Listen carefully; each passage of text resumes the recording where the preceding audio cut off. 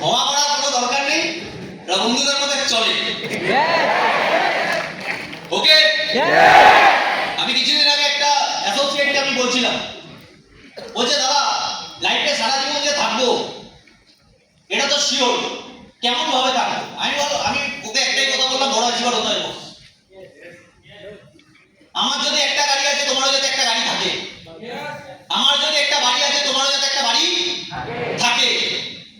আমি যদি normal family আমার বলা উচিত না, একদম গরিব ফ্যামিলি থেকে উঠেছি। এবার অনেকে না এই কথাগুলো নেগেটিভ ভাবে দেখে, যে দাদা যারাই লাইফে বড় হয় তারাই কি গরিব ফ্যামিলি থেকে হয়? এটা জেনুইন কথা, 90% গরিব ফ্যামিলি থেকে বড় হয়। এবার এই 90% অ্যাসোসিয়েট গুলো গরিব থেকে বড় কি করে হয়? আমি এদের ভেতরে ইমোশন থাকে।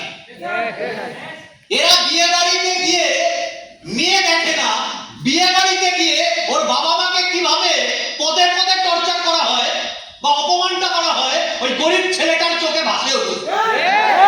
আর ভাসে বলে ওর লাইফে কিছু করতে পারে।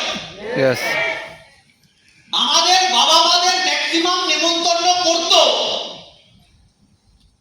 ওই বাড়ির নেমন্তন্ন যারা করেছে তারা বাড়িতে কাজ করাবে বলে নেমন্তন্নটা করতো। তোমরা তো নিজেদের লোক, তোমরা এই কাজগুলো একটু হাতে হাতে করে দিও। যে মার্সিডিজ এসছে বা যে ফরচুনার এসছে বা যে থারে এসছে তাকে এই কথাটা বলতে পারবে? তাকে বলে না, বলে কাকে? ভ্যান টানে, রাজমিস্ত্রির কাজ করে, তার ওয়াইফকে, তার বউকে ডেকে বলছে তুমি দিদি একটু হাতে হাতে করে দিও, ভাই তুই একটু করে দিস হাতে হাতে। কেন রে? আমি হাতে হাতে করার জন্য এসছি নাকি? নেমন্তন্ন করেছো, সবাই যে রেসপেক্টটা পাবে আমার বাবা মাও সেই রেসপেক্টটা পাবে। না পায় গাল যাবো না ওখানে।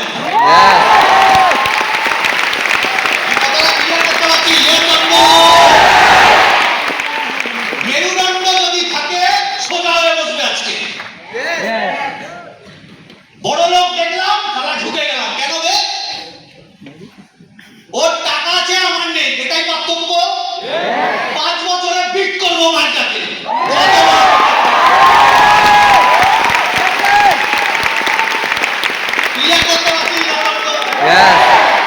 করতে পারে না কেন? যারা করতে পারছে না কেন করতে পারছে না? রেগুলার না অফিসে রেগুলার না। অফিসে কেন রেগুলার না? দাদা পেটে ব্যথা, দাদা মাথায় ব্যথা, দাদা কোদে ব্যথা, এত কিসের ব্যথা ভাই? সচিন তেন্ডুলকার প্রতিদিন মাঠে যেত, বিরাট কোহলি প্রতিদিন মাঠে যায়, রোনাল্ডো প্রতিদিন মাঠে যায়, প্রতিদিন প্র্যাকটিস করে। গাড়িতে আসছিলাম, শিপন বলছে অরিজিৎ সিং পার ডে 9 ঘন্টা রেওয়াজ করে। ক ঘন্টা? 9 ঘন্টা প্র্যাকটিস করে, শরীর খারাপ থাকলেও প্র্যাকটিস করে 9 ঘন্টা। অরিজিৎ সিংকে আজকে বলছে সিঙ্গিং এর গড। আরে কেন বলছে? ও নিজের ইন্টারভিউতে কি বলছে? আমি নিজেকে ভেঙেছি, নিজেকে নতুন করে তৈরি করেছি।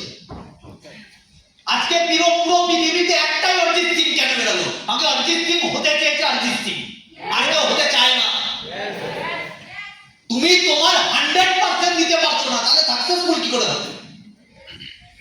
অহংকার, আই এম এ গ্র্যাজুয়েট, কি হবে তো গ্র্যাজুয়েট? তো আমি ইঞ্জিনিয়ার, তো আমি BSc IT, MSc IT, MTech, BTech, বা তো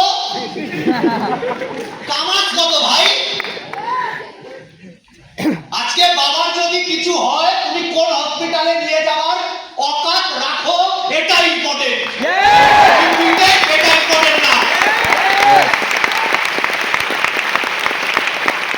তোমার বাবা বলছে এখনই কাউন্টারে 2 লাখ টাকা ডিপোজিট করো তোমার বাবার জন্য, আর তুমি যখন যদি রিলেটিভকে ভিক্ষা চাও তার মানে তুমি ছাড়া অকাতই নেই তোমার। তোমার ভাবতে পারো দাদা তুমি অকাত আছে ভাই, অকাত আছে। ডাক্তারকে বলতে পারবো স্যার আপনি যা করার করুন, যত খরচা করার করান, পেশেন্ট সুস্থ হবে হসপিটাল থেকে যাতে বেরায়। বলতে পারবো, বলতে পারবো, কামিয়েছি।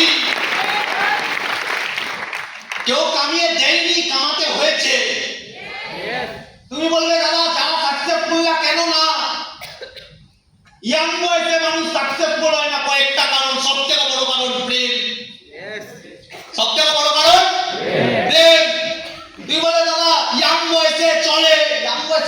চলে, সবকিছু করো তাহলে।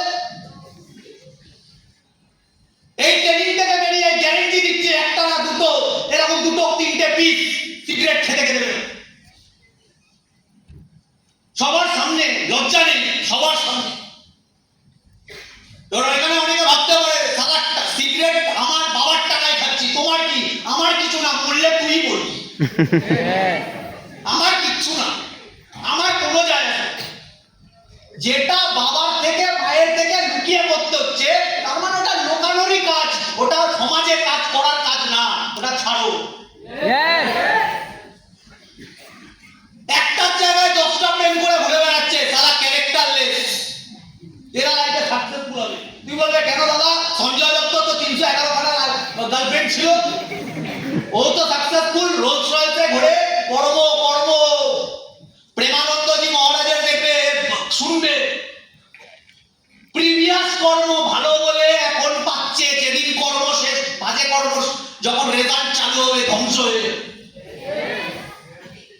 তুমি বলিউডকে ফলো করছো, তুমি দীপিকা পাদুকোনকে ফলো করছো, কি খারাপ দিন এসছে ভাবো তোমার। অনেকে দেখেছি আমি বড় বড় হিরোদের বাড়ির নিচে গিয়ে বললে কি করে দেবে? তোমার জন্য তো করেছে, করো না।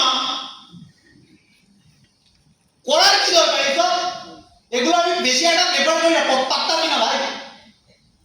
আজকে যারা লাফাচ্ছে কালকে আমাকে গালাগালিও দিতে পারে। আমি নাম আর বদনামের থেকে দূরে আছি, আমার নামও চাই না, তার জন্য বদনাম হলে আমার ক্ষতি হলেই যায় না। আমাকে